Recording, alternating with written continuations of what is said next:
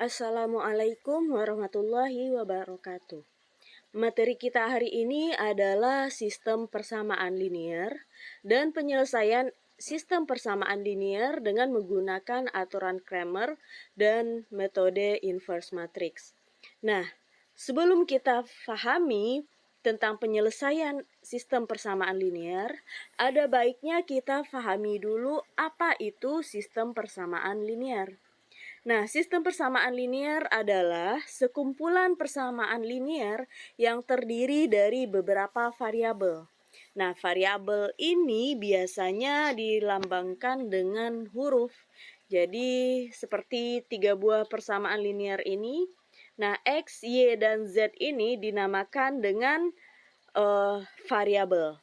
Nah, angka di depan variabel, misalnya 3X, 2Y berarti 2, 3X tadi 3, atau negatif Z, jadi min 1 atau negatif 1.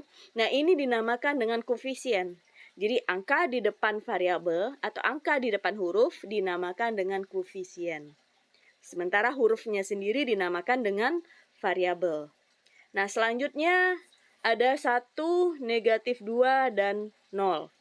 Ini tidak diikuti dengan huruf, maka ini dinamakan dengan konstanta. Nah, jadi sistem persamaan linear adalah sekumpulan persamaan linear yang terdiri dari beberapa variabel. Kita lihat di sini, pada persamaan linear variabelnya ada X, Y, dan Z.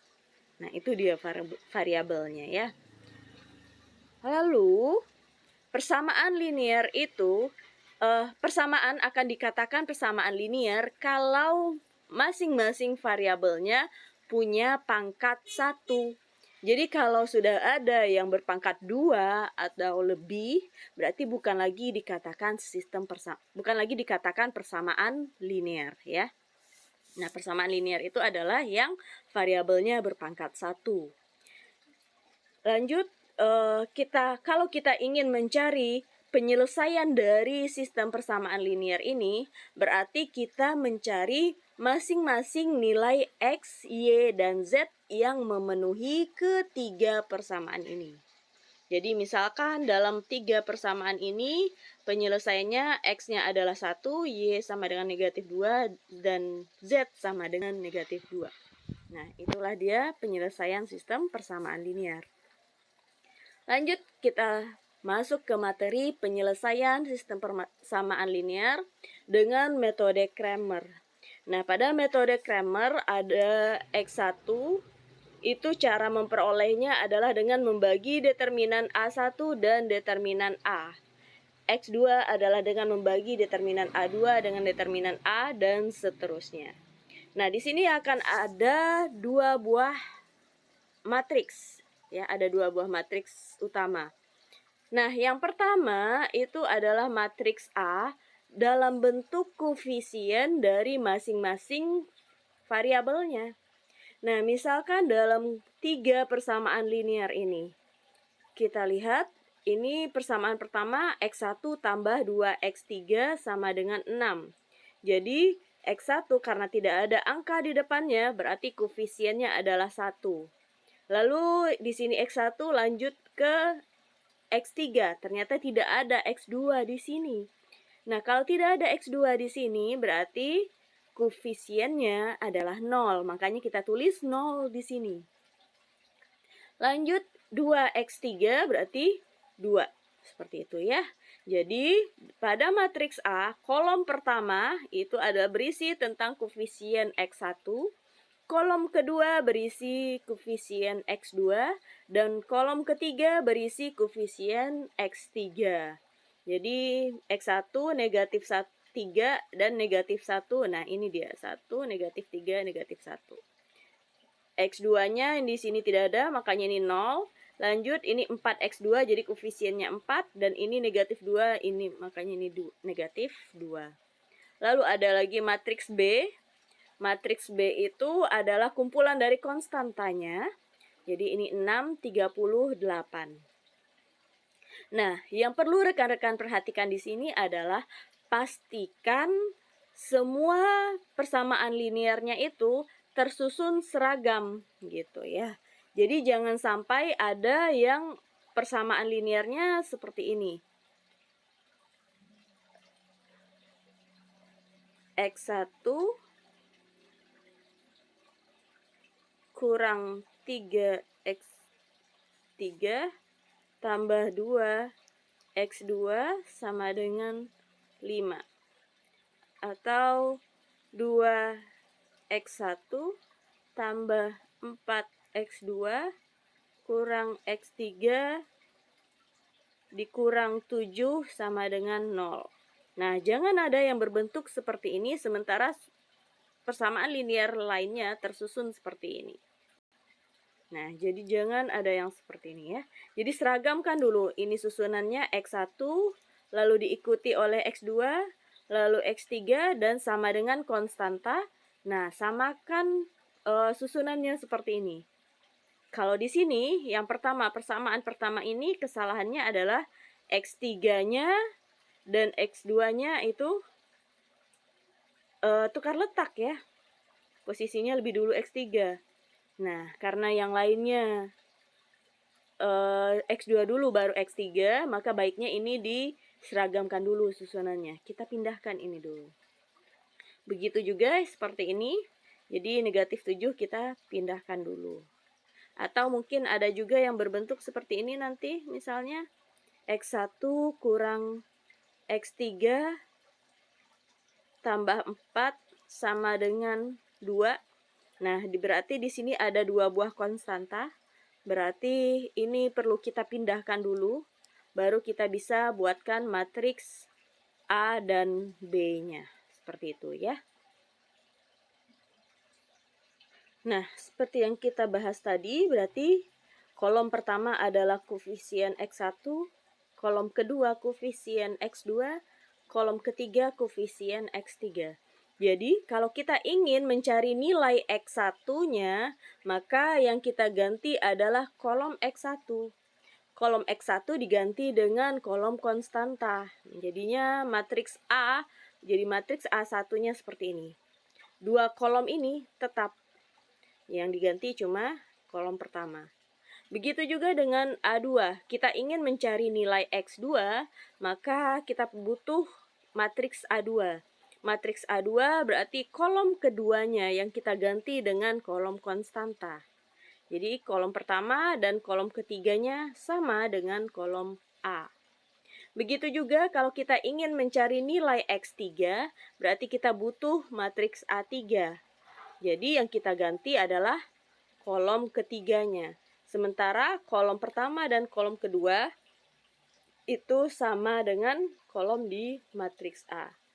Nah, sehingga untuk mencari nilai X1 bisa kita dapatkan dengan membagi determinan A1 dengan determinan A. Jadi A1-nya adalah matriks 3 kali 3. Nah, silakan rekan-rekan lihat lagi bagaimana cara mencari determinan matriks 3 kali 3. Sehingga diperoleh nilai X1, X2, dan X3-nya seperti ini. Nah, untuk ngecek benar nggak nilai X1-nya segini, X2-nya segini, X3-nya segini, silakan rekan-rekan ganti masing-masing nilai X ini ke persamaan awal tadi.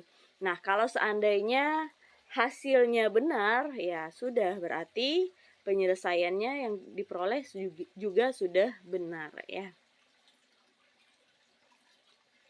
Lanjut penyelesaian SPL dengan inverse matrix. Nah, dengan penyelesaian SPL dengan inverse matrix, kita juga menyusun sistem persamaan linear ini ke dalam bentuk matriks. Susunannya sama seperti tadi. Jadi ini seragamkan dulu posisinya. Ini udah X1 semua, sini sudah X2 semua. Lanjut ini juga sudah X3 semua dan ini konstanta. Berarti sudah seragam ya susunan semuanya. Berarti boleh kita bikin matriksnya. Nah, di sini matriks koefisien X1 itu adalah 1, 2, 1, makanya di sini 1, 2, 1. Lalu ini 2, 5, 0, karena X2-nya tidak ada, makanya 2, 5, 0. Nah, seperti itu. Ini untuk matriks A-nya. Lalu matriks X-nya itu adalah tergantung pada variabel masing-masing sistem persamaan linear. Kalau di sini X1, X2, dan X3, maka ini X1, X2, X3. Tapi kalau seandainya persamaan linearnya dalam bentuk variabelnya X, Y, dan Z, maka susunan matriksnya ini adalah X, Y, dan Z.